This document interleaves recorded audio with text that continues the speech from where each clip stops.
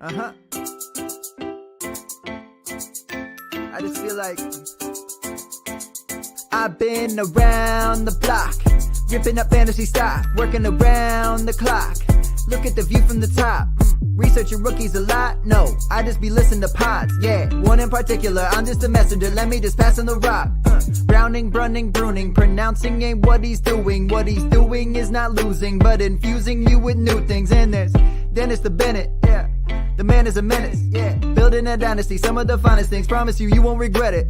Sly as a fox, cultured in pop. Give him his props. Here is a thought, here is a box, and you cannot compare them at all. So don't even try. Careful with the news, but when you use a take, I take up Tony Fire. I mean Dyer, because anyone else is a huge mistake. Whoa, fantasy roundtable, fantasy roundtable, yeah. Fantasy roundtable, come take a look at the crown, baby. Hey, fantasy roundtable, fantasy roundtable, woo. Fantasy roundtable, come take a look at the crown, baby. Go. What is going on, everybody? Welcome to another episode of the Fantasy Football Roundtable podcast, brought to you guys by the Pigskin Podcast Network. You can find them at PigskinPodNet on Twitter, or you can search the hashtag TPPN. As you're searching for that hashtag, jump into your favorite podcast app and leave us a rate and review. It really helps us out. We would appreciate it. It is Monday, July 11th, Scott Fishbowl Day. We've all started up our Scott Fishbowl drafts, unless you were in a live draft and you already kicked yours off, or I think there's actually some live drafts going off this weekend as well. There are some next weekend. I had mine on Saturday, and we're done. So there's this year with him implementing the really cool concept. In my opinion, I wish I was one of the part of the live drafts. With the live drafts, not everybody kicks off today, but this is still kind of Scott Fishbowl Day as most of us kick off our drafts. So we're definitely going to talk about that here in a minute. Gentlemen, how has your Monday been going for you guys? I've been just following the 104 chat, seeing how people are doing, what is playing out, and by and large, it's gone mostly true to form. Lots of quarterbacks in the first 2 or 3 rounds, and first 2 rounds specifically. Most of our people went, Burrow, Herbert, Kyler Murray kind of picks at the 104. So. Yeah, I had my draft kicked off today. I had picked 2. Of course, we have a big summer camp, so I was doing registrations for hours. They're like, "Why haven't you picked?" I'm like, "Because I'm out of time to look."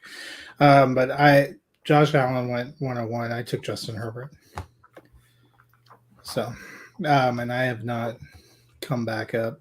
But you're right, a lot of quarterbacks. It's been interesting. I think I was just counting.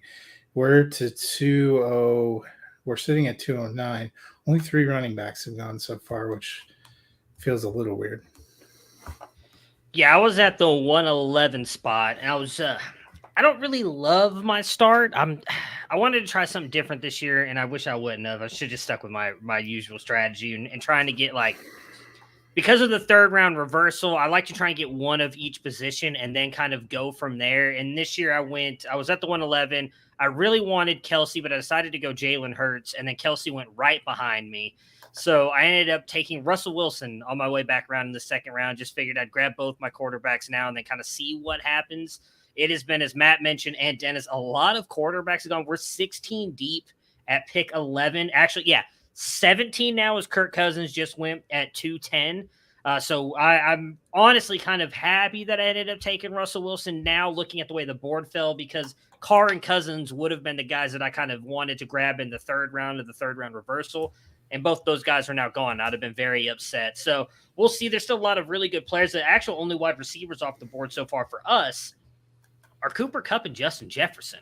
It's like Jamar Chase is still there possibly for me at 3-2. And then running backs, it's just been CMC, Christian McCaffrey, and Dalvin Cook. So right now I feel like I'm going to be able to get at least one stud here. But then the worst part about that is then I also have to wait a long time to get back to me because of that 3rd round reversal. So I'm excited for it. I'm really excited to see how my team kind of plays out here, though. I do, like having Jalen Hurts and Russell Wilson.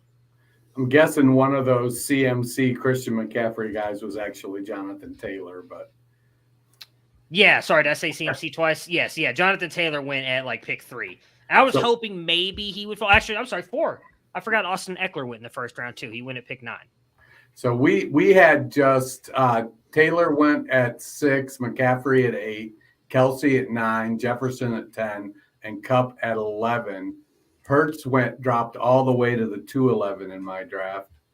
And let's see, Russell Wilson was at the 206. Nice. Yeah, I'm hoping. I don't want to get my hopes up because someone's going to take him, but like I'm honestly kind of hoping maybe Jamar Chase makes it back to me. I'll feel better about my start if it's those 3. I also will say, guys, if you see my face turning as red as Dennis's shirt or the Justin Fields jersey behind me, do not panic. It's just my AC is not working very well. It's 110 degrees outside right now, so I am. We're playing hurt, but the best of the best, they come to play regardless, right? So I'm here. How hot is it in the house?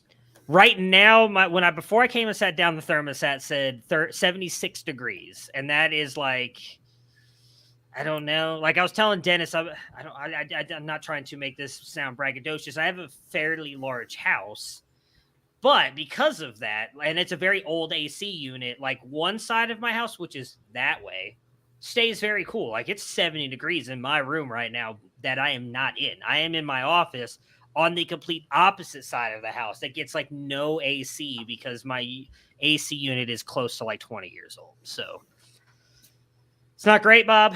It's hot, but we're gonna push through it.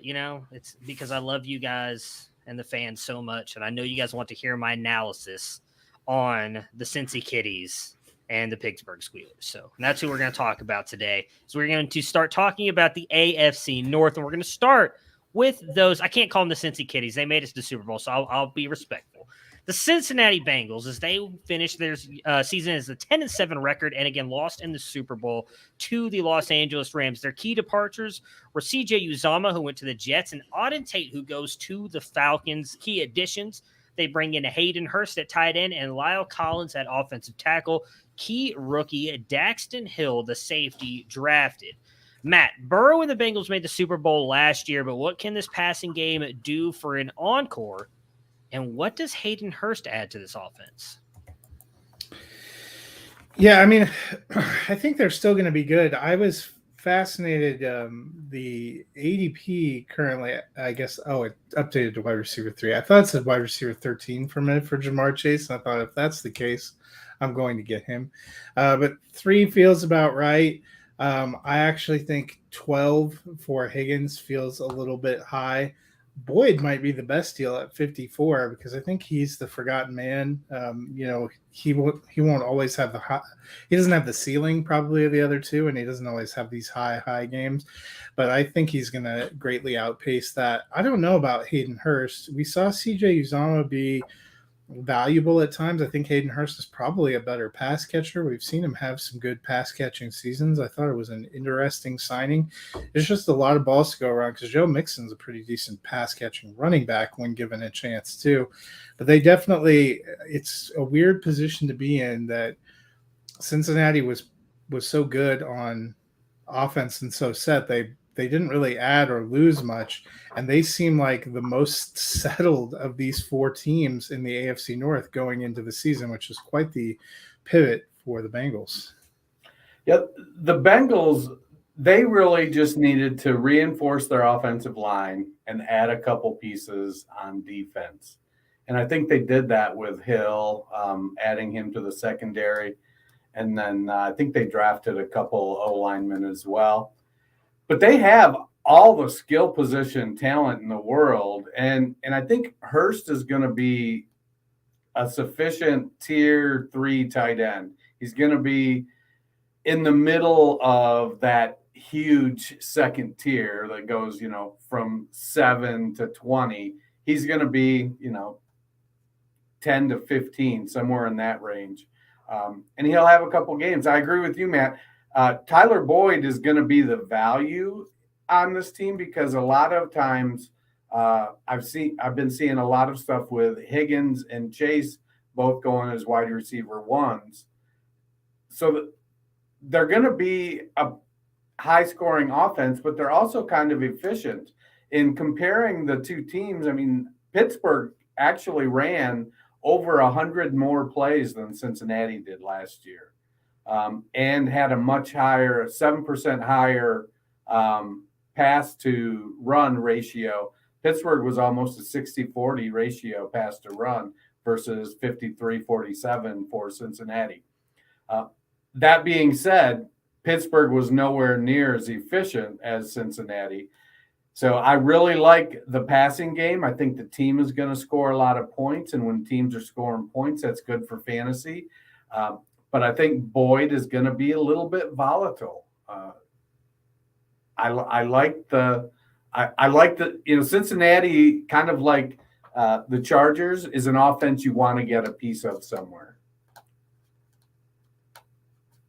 Yeah, I for the most part agree with that. I'm kind of out on Boyd. I don't know that he's going to be like, I agree possibly, I guess, on the value part of him. He is going off the board, as you guys mentioned, wide receiver 54. That's pretty late. And I agree that Higgins, I would not value him at wide receiver 12. I think it would be, I would put money that he doesn't finish as a top 12 wide receiver in fantasy. Like, I think he's good. I think it's probably more of, would you guys agree that it's probably a more better range of his outcome is probably wide receiver 15-ish or a little right around that range compared to wide receiver 12? Like, I think I have him at wide receiver 17. Like, I don't. Yeah, I feel like seems high. 12 is his seal, or is at or real close to his ceiling. But that 12 might be his ceiling if something happens to Chase.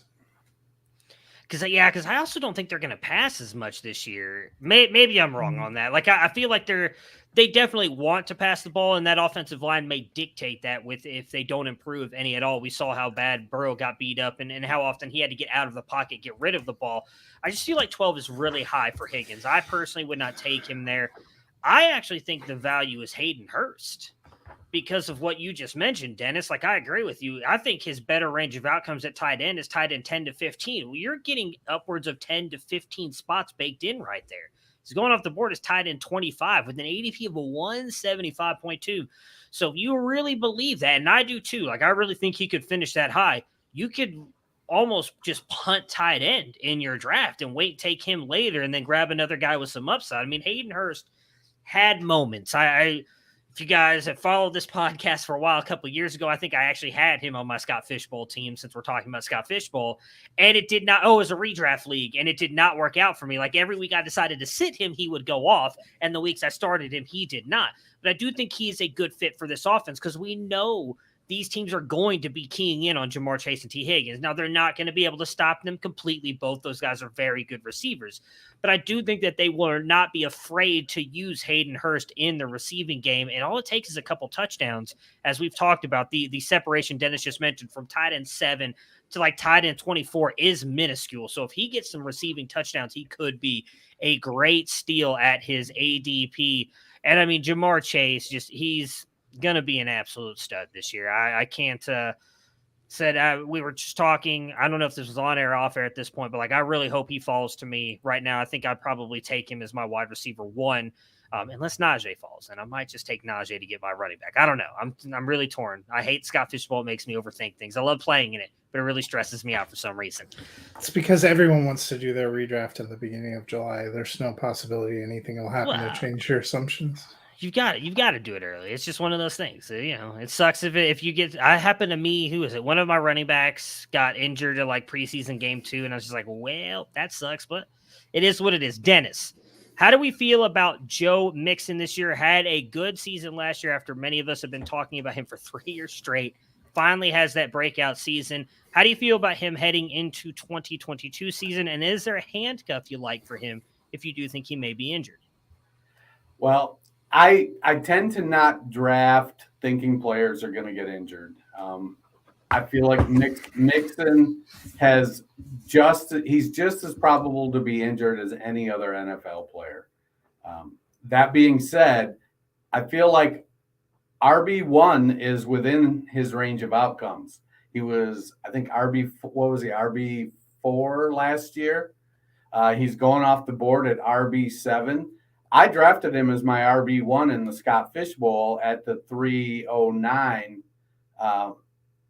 and paired him with Jamar Chase, who I drafted at the 209. Now, I think that's going to be a high-powered offense. I think Mixon is going to be the lead dog. He is not in a committee. He is not in a timeshare.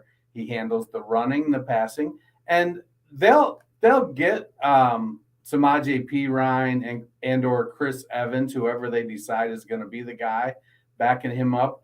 There'll be some plays for them, but I think Mixon is, 275 to 300 carries and 80 to 90 targets this season. I feel like he has a real opportunity to have his best season of his career. So I'm in.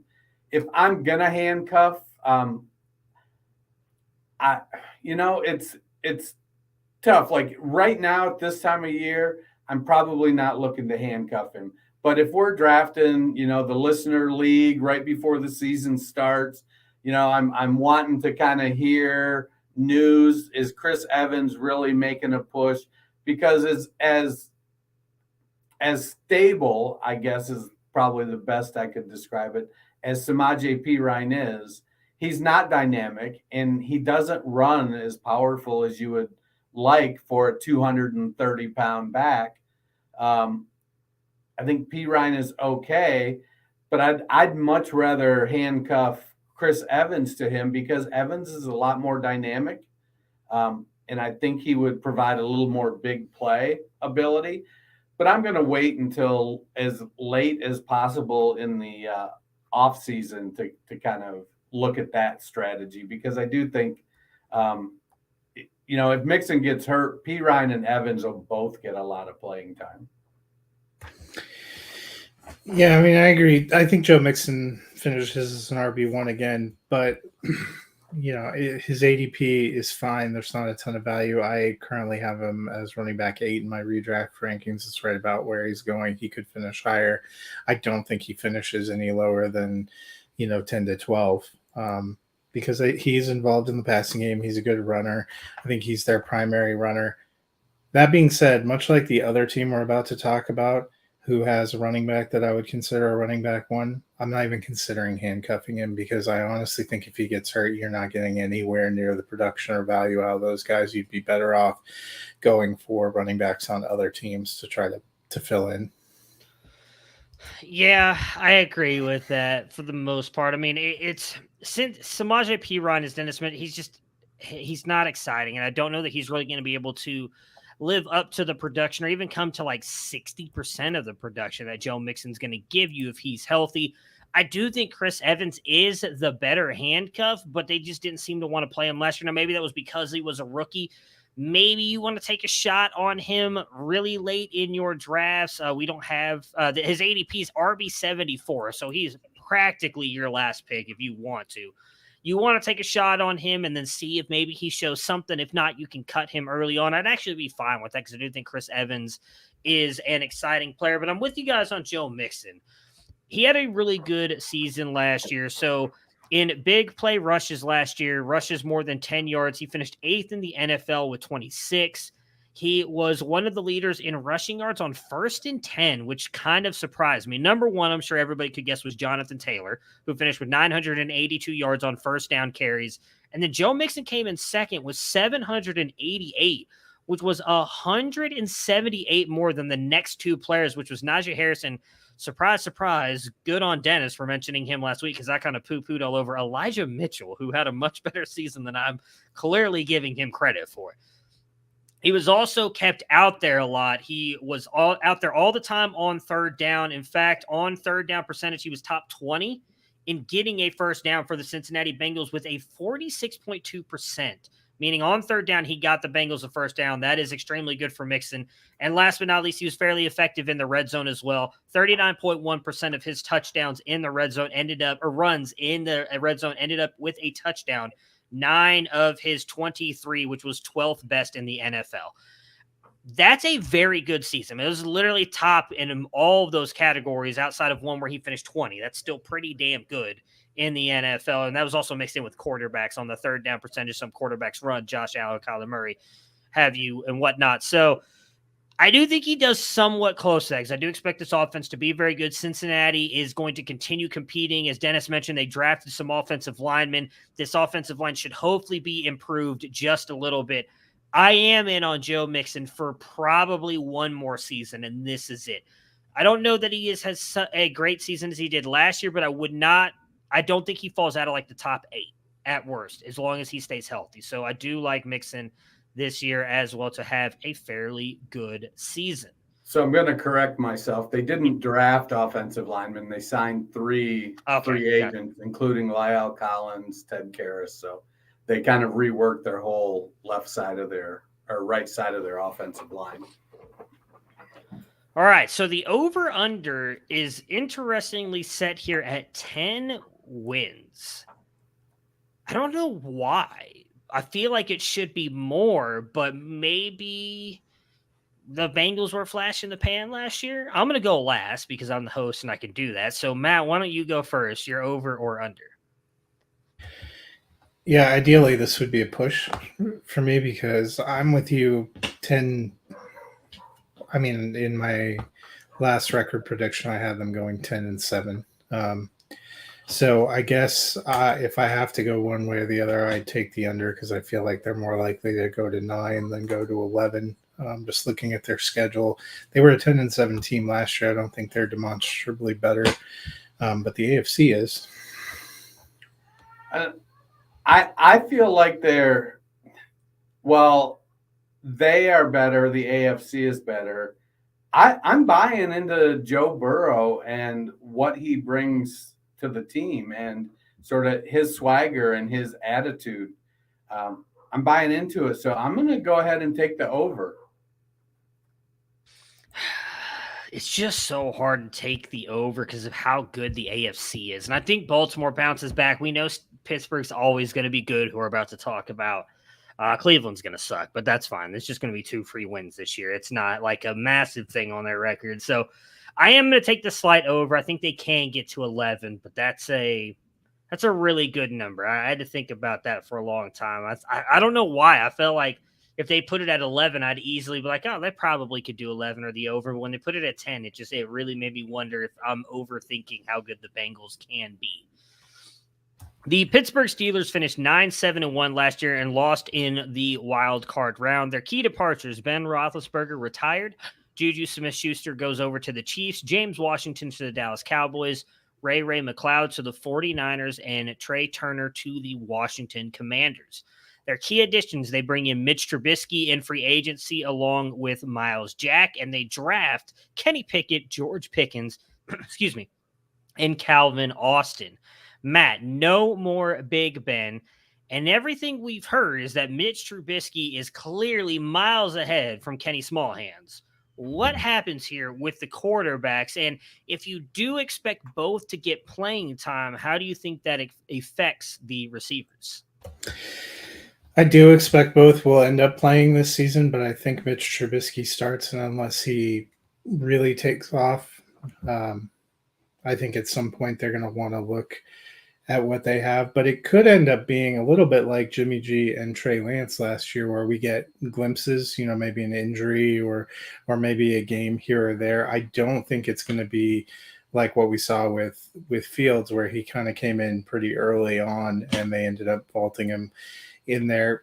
In terms of receivers, I think their 3 primary receivers are Najee Harris, Pat Freiermuth, and Diontae Johnson. I think that's what's going to they'll probably get some balls out to Pickens.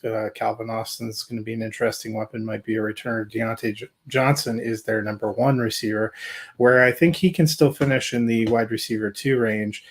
I am not with Chase Claypool that he's one of the 3 best receivers in the NFL. He might be one of the 3 best receivers on his team if we're limiting it to wide receivers. I think he finished as wide receiver 37 last year. That's probably in the range. Pittsburgh is another team, even the last couple of years with Big Ben, even the year they started out 12 or 13-0, they were high volume in terms of passing the ball a lot, but they weren't exactly high volume in the yardage they were putting out. They have a good running back who's going to command carries running A good running game is going to help both their quarterback situation. I think that also plays into the philosophy of Mike Tomlin, who's been kind of a defense, and we can win even if our offense isn't giving us a lot. So I'm still okay with Diontae Johnson, but I'm not super bullish on any of the other receivers being great starts week to week. Yeah, my thing is, what is Mike Tomlin's expectation going to be of the quarterback play?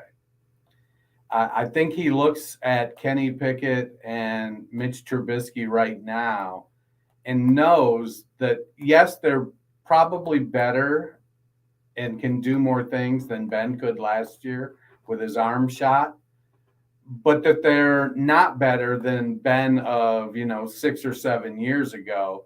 And so he's trying to figure out, they drafted Pickett in the first round, so you've got to believe they think Pickett can be a franchise quarterback.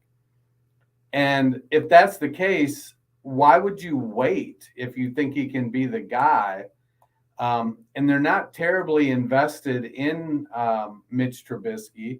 It looks like they are, I think, just glancing at Spot Track, I think they're like 23rd or 24th when it comes to quarterback spending. So they don't have a ton of money invested in the quarterback position.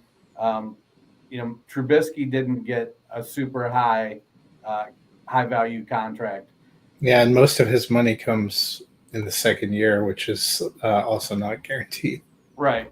And so it's, to me, I feel like it wouldn't surprise me if, the hard thing is it wouldn't surprise me if they say, look, we're going to let Kenny ride the pine and learn.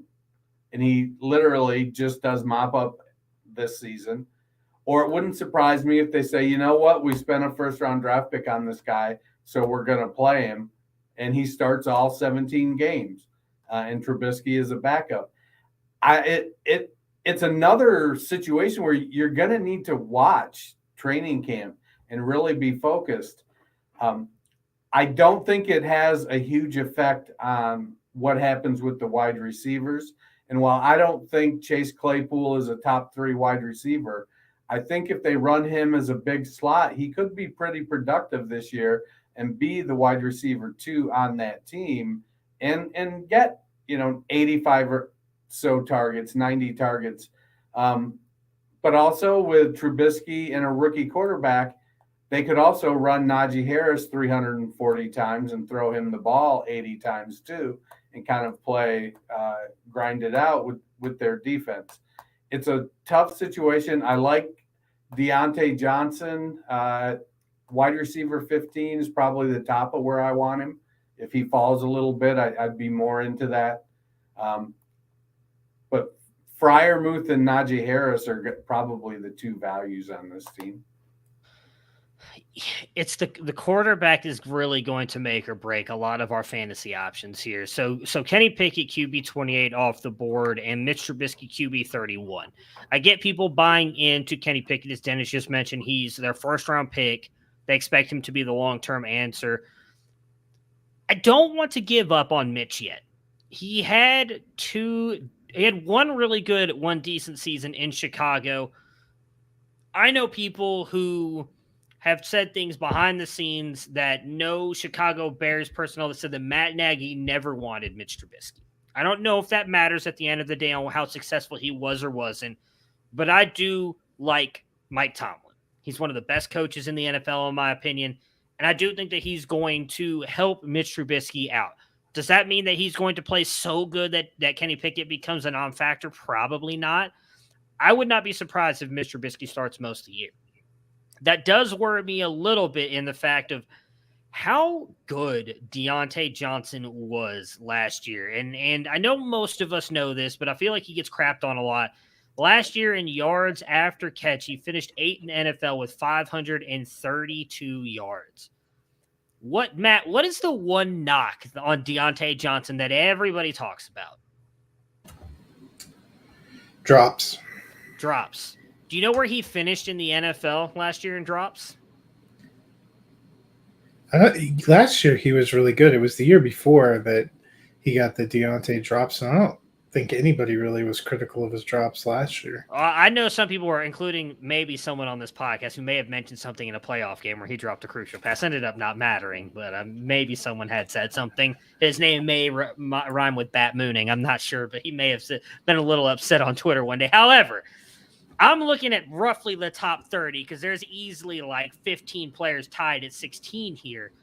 He's not on here with up to 5 drop passes. You know who is on here? Chase Claypool was 6, tied for 5th overall. Najee Harris was 6, tied for 5th overall on their team with drops. Diontae Johnson is not on here.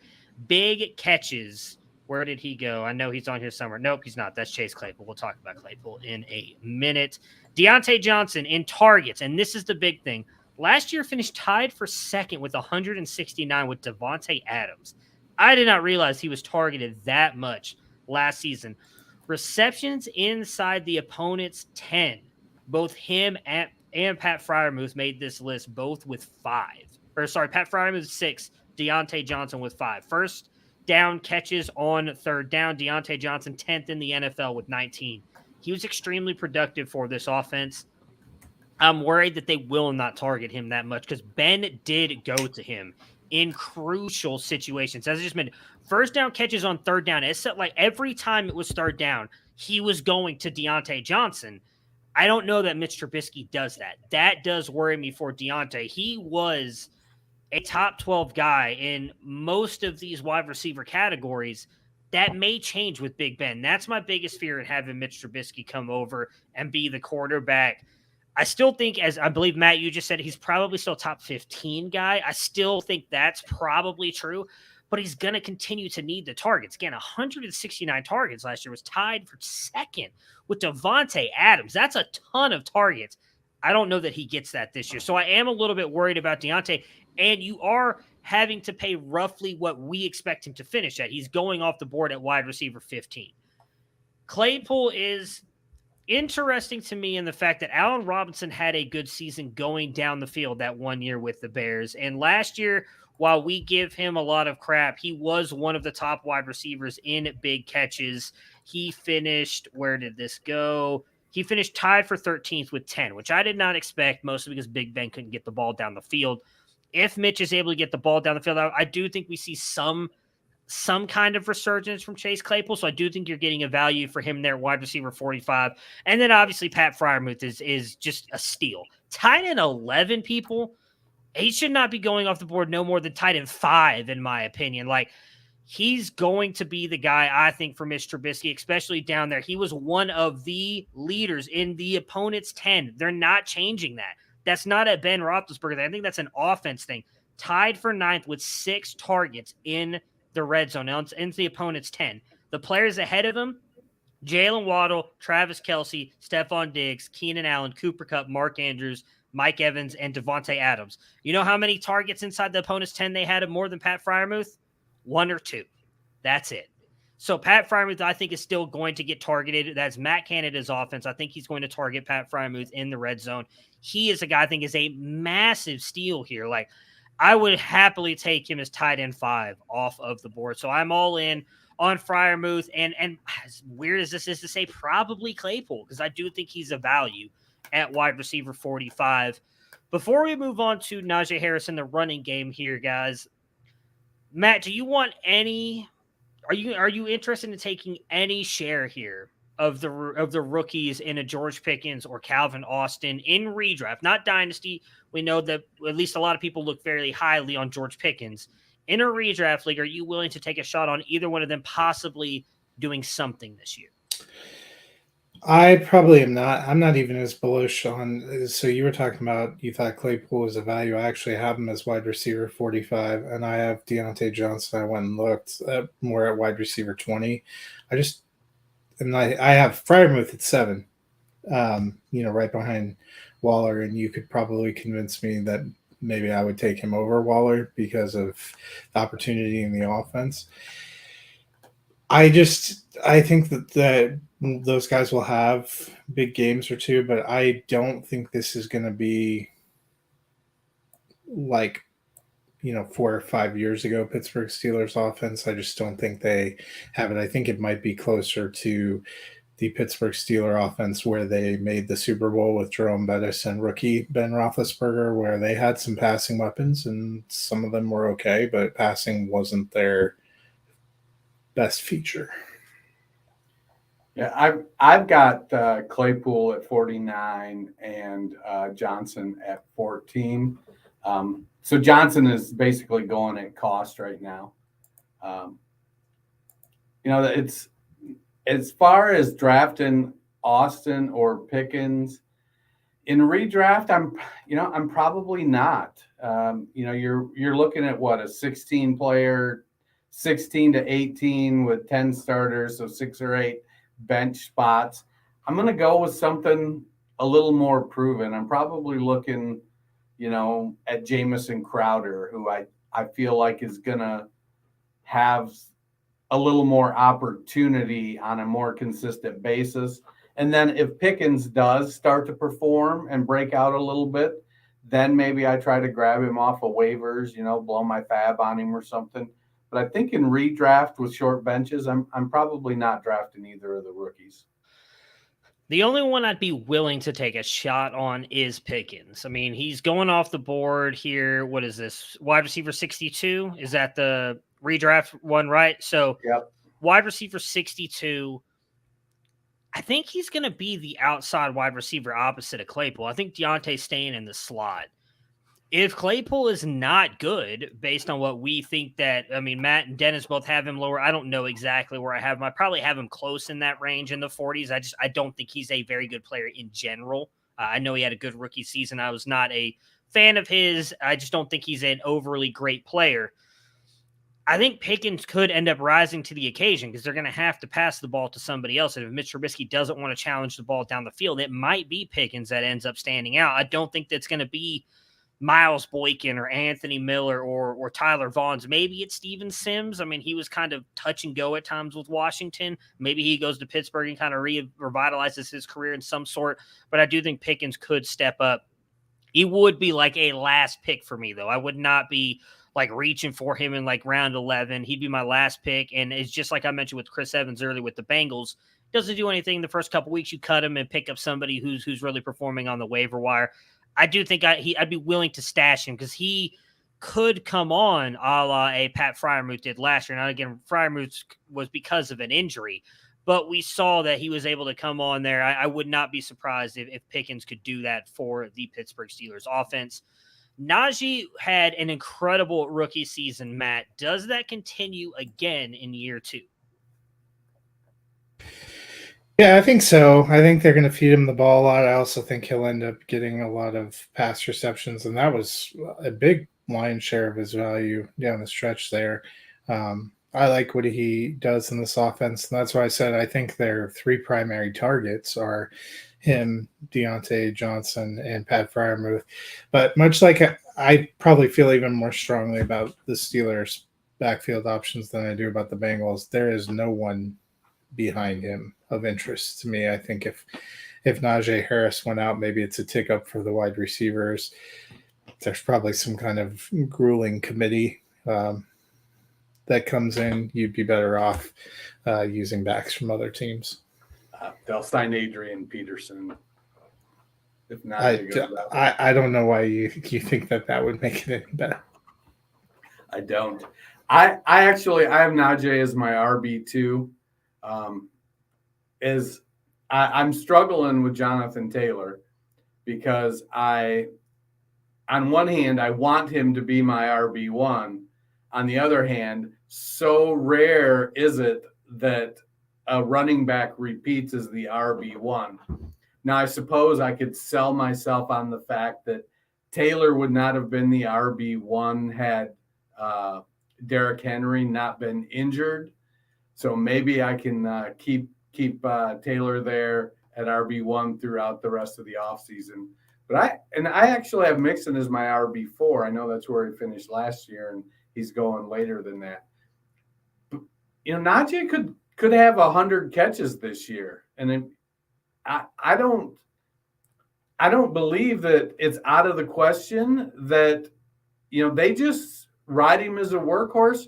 He's going into year 2, and they say, you know what?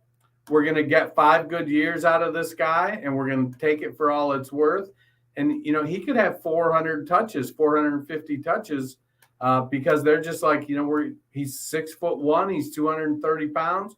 He can handle the beating. He's the best guy we got, and we're going to ride with it. His ability to catch passes, maybe he smartens up and goes down a little bit, but I don't think that's kind of his mentality. We've seen players like Zeke handle it for 4, 5, 6 years. And maybe Najee Harris is kind of in that vein. If I'm drafting a 1 QB team and I'm picking at the 102, Najee Harris is my guy. Who'd you get? Najee Harris. All right. It's between Jamar Chase just went, and so did Kyle Pitts, who I was thinking about taking because of the tight end premium. I think he's going to have a really good season. But the more I look at it, man, I feel like wide receivers are continuing to fall. I'm okay waiting on tight end, so I'm taking Najee right there. I want my RB1. It was either him or Nick Chubb, and I got to put my homerism aside. Take Najee Harris because of the receiving upside. Who, again, I agree with Dennis. I would not be surprised if he's RB2 this year either. And here's the thing. Matt just mentioned it. And I wouldn't be surprised if he's RB1, honestly, because of the volume. I can't. Jonathan Taylor's a god amongst men. I will never knock him. I don't care if he's injured. He's still RB1. Preach. But I understand what you're saying, because you are right. It's very hard for those guys to repeat. So history would tell you it's likely not going to be Jonathan Taylor. And so Najee should be in that discussion. I am 100% guilty of the narrative that Najee Harris did more as a receiver than a running back at times. I've said that multiple times. Dude, he's so good at receiving, he didn't do as much running. Big play rushes last year, tied for 6th with 28. He was on rushing yards on 1st and 10. I just mentioned earlier, Joe Mixon and Jonathan Taylor were 1 and 2, right? Najee was 3 with 612. He was clearly given the ball a ton.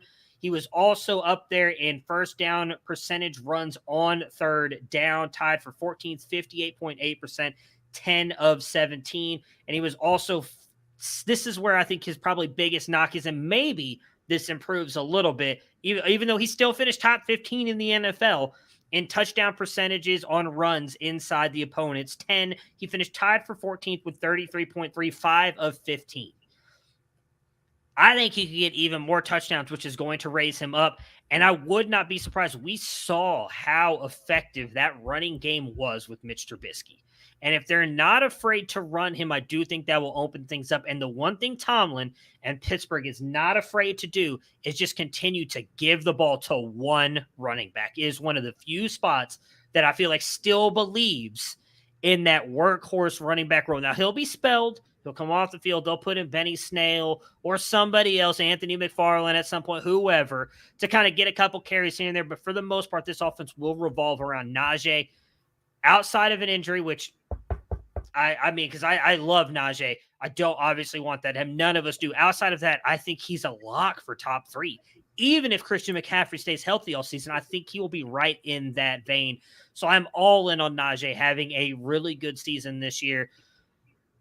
Let's just hope that Mitch Trubisky doesn't bungle this whole offense, because I am really worried that might actually happen. How do we feel? Any more thoughts on Pat Freiermuth? I know we all kind of mentioned him, but I think maybe we're understating how great of a rookie season that was for him, and possibly how good he could be at the tight end position this year. I think with Freiermuth, it comes down to believing he's going to get enough opportunity. It's possible. I have him at tight end 10 right now. I just don't know if I can move him past Goddard or Ertz or Waller or Schultz or Hawkinson. I tried it when I'm ranking. I will start out at 1, and then I keep trying to make the case for the next guy should they go up. And I don't believe enough in Freiermuth's opportunity to move him up past 10 yet. Maybe I'll hear some news during camp and stuff, and I think he'll be good. I think he'll have some games. But I don't know yet that we're at the point where Freiermuth is going to be a primary target in the Steelers offense. I think he gets 5 targets a game, maybe 6. He'll have some 4 to 5 target games. He'll have some 7 or 8 target games. And I think it'll leave everybody wanting for those high target games. The key for him is going to be touchdowns. And if Freiermuth can pull off touchdowns, that's going to push him from 10 up to like 5, where you felt more comfortable with him if he can get double-digit touchdowns. Yeah, I mean, part of what helped him last year was pretty insane efficiency. In addition to the touchdowns, I mean, he got 79 targets and caught 60 passes, which was a 76% rate, which is pretty great. I just think it's the way that they use him and the way that they use him in that offense that helps. I do actually have him over Goddard and Ertz, where you don't, which is how I got him up to 7. I think in the case of Goddard and Ertz, they both have talent, but they're also in pass offenses that have a lot of weapons. I'm actually getting a little more nervous as we think about Dallas Goedert, because I like the talent, but they added A.J. Brown. They have Devonta Smith. They keep talking about getting Miles Sanders involved. They have Jalen Reagor, who may or may not get to play. They went and signed Pascal, who, even though we never are excited about him, always manages to somehow get 80 targets. Didn't you see Pascal's tweet the other day? He said, y'all think I'm just a blocker. You just wait.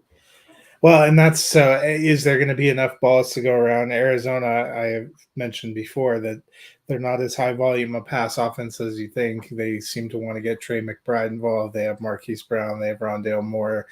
They'll probably throw to the running backs.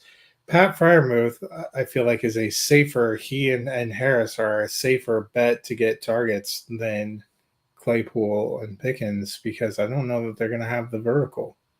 And I still – if ever there was a team that probably would have been better served taking an offensive lineman at pick 20 and looking at a quarterback later, it was the Pittsburgh freaking Steelers, because of all the pieces they have behind them. I'm still not confident they have an incredible line. And when you're worried about your line, the short and intermediate routes end up being much more favorable. Yeah, I'm with you. I just think Pittsburgh, they're always competing, right? And that's something we're about to talk about with this over-under here. This will be, if we take the under, it's going to be the first time in his career, his name just jumped out of my head, and Mike Tomlin's career, that he would be. I want to go back really quick. I failed Diontae Johnson. He did have big catches. When I mentioned Chase Claypool was the only receiver for the Pittsburgh Steelers on this, any catch over 25 yards. Diontae Johnson actually finished tied 18th with 9, which was only 1 behind Chase Claypool, who was tied at 13 for 10. So Diontae Johnson was also good downfield. I mentioned it earlier, though, with receptions inside the 10-yard line. Pat Freiermuth with 6. He is only one of 4 tight ends on this list. Mark Andrews, Travis Kelce, Pat Freiermuth. I'm going to name the tight ends and then we'll give the number, because clearly I don't know how to count. Mark Andrews, Travis Kelce, in order of the tight ends: Pat Freiermuth, Dawson Knox, Zach Ertz, Dalton Schultz. 6 tight ends that were in the top 20 in receptions inside the 10-yard line. Again, I think that Pat Freiermuth should be considered a top 5 tight end, because I agree with what Matt was saying. I think him and Diontae are going to get a lot of work from these quarterbacks. I don't know that they'll challenge the ball down the field a lot. And when they get down in the red zone, I feel like they're going to focus in on a guy. It's going to be Najee, Freiermuth. I mean, we saw it I'm just going to use the Cleveland game as an example. Both times he had a catch in the red zone on one where he just mossed the defensive back. Then he had one in the second game toward the end of the season where it was like a legit toe touch circus catch in the back of the end zone for a touchdown. He's not this lumbering guy. I feel like a lot of people forget how good of an athlete Pat Freiermuth was because he came out with Kyle Pitts, who was a unicorn. If Kyle Pitts had not come out in that draft class last year, Pat Freiermuth would have been clear heads above any other tight end, and he would have been talked about the way we talked about Kyle Pitts.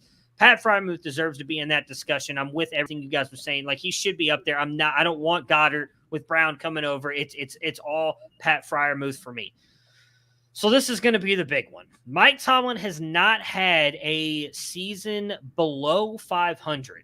And I believe he's made the playoffs in practically every season he's been there. I can only think of one off the top of my head. He hasn't made the playoffs. There may have been more than that.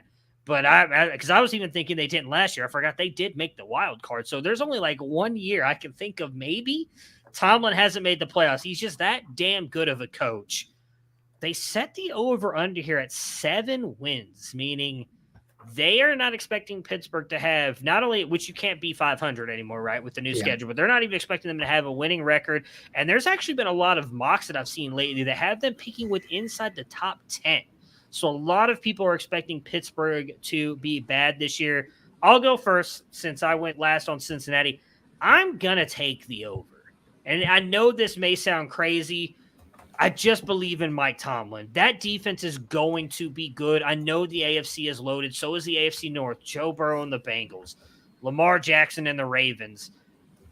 But we have never seen Mike Tomlin. And Jacoby Brissett. Yeah, they do not deserve to be in that discussion. We have to unbearably talk about them for 20 minutes on Friday. I don't want to talk about them at all today. So right now, I do think that Pittsburgh is still, because of that defense and the way they do play offense. Like, Pittsburgh's not afraid to hand the ball off a ton and just play great defense. We've seen him do it with Mason Rudolph, which is kind of where I'm confused when everybody's like, oh, well, he has a bad quarterback. Do y'all not remember the year he had Mason Rudolph and still got to the playoffs? Mike Tomlin is a great coach. He knows how to coach the game. Matt Canada is a good enough offensive coordinator that I still think they're going to be in the playoff hunt. I just can't imagine them not having at least 8 wins, so I'm taking the over. All right, you sold me. I probably, if it was 7.5, I might take the under. But at 7, I think I can buy what you're selling. 8 wins. I'll take the over. Yeah, I was going to take the over too. I think 8 or 9 wins is probably where they're at. I'm trying to pull up their schedule really quick to see how bad of a decision this was here. So let's just for fun, we're gonna go through a schedule game here. Is that August 13th? That's preseason. Here we go. Preseason. Cincinnati. Ooh. Loss. Okay, we'll give them a loss there. Yeah. Sure. New England. Win. It's Cleveland. That's a win. It's at home and it's Cleveland. All right, so we got 1 win. New York Jets. That's a win. Buffalo, probably a loss. Tampa Bay. Probably lost. Well, Miami? Actually, they were at home. I think when I was picking, they are at home. Yes, I picked them to win.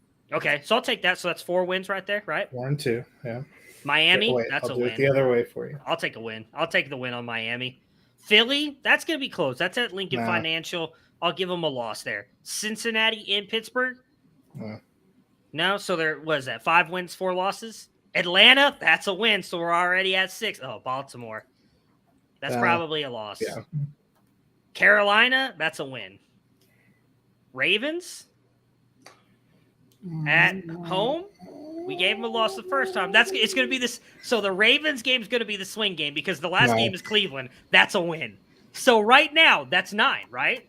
8. So we're right. We just gave them 8. So that Baltimore game is going to be the swing game right there. Man, that was a lot tougher. I really thought we were going to hit like 9 and be like, yeah, see, we should have taken the over easily. Now I'm not feeling so great about it. I mean, if they split with the Ravens, which is not beyond possibility, but, they could split with Cincinnati too. That's not out of the realm of possibility. They always win 1 or 2 games where you're like, they're about to get waxed. But they also always lose 1 or 2 games where you're like, oh, they're going to kill the Jaguars. Yeah, but I feel like that's because of Big Ben, because he's very much a gunslinger. Mitch ain't doing that. They're not going to trust Mitch. It's going to be hand the ball off to Najee and let's see what happens. So maybe you're right. I don't know. We're obviously close, right? We gave him 8 wins. That Baltimore game is going to be the swing game right there. So that will do it, though, for us today. We will be back on Friday to discuss we have to talk about the Cleveland Browns, I guess, and the Baltimore Ravens. The Cleveland Browns and the former Cleveland Browns. Yeah. I might become a Baltimore Ravens fan after all this stuff going on. Nah, I could. dare you. It'd be a disgrace to my dad would disown me, and so would the rest of my family. You'd be so. better off becoming a Cowboys fan and just say, Oh God, no! I'd rather brainwash just you not be a into it. fan of the NFL in general. We'll just no. But that will do it for us today, everybody. If you are participating in Scott Fishbowl, enjoy the rest of your drafts. We'll probably talk a little bit more about that on Friday. Hopefully, we're fairly, at least Matt and myself are fairly deep into ours, as Dennis has already finished his. And we'll talk to you guys again. Fairly deep. Still in the second round. Still at 209, friends. Well, yeah, it'll happen sooner than you think, I'm sure. We'll talk to you guys again soon.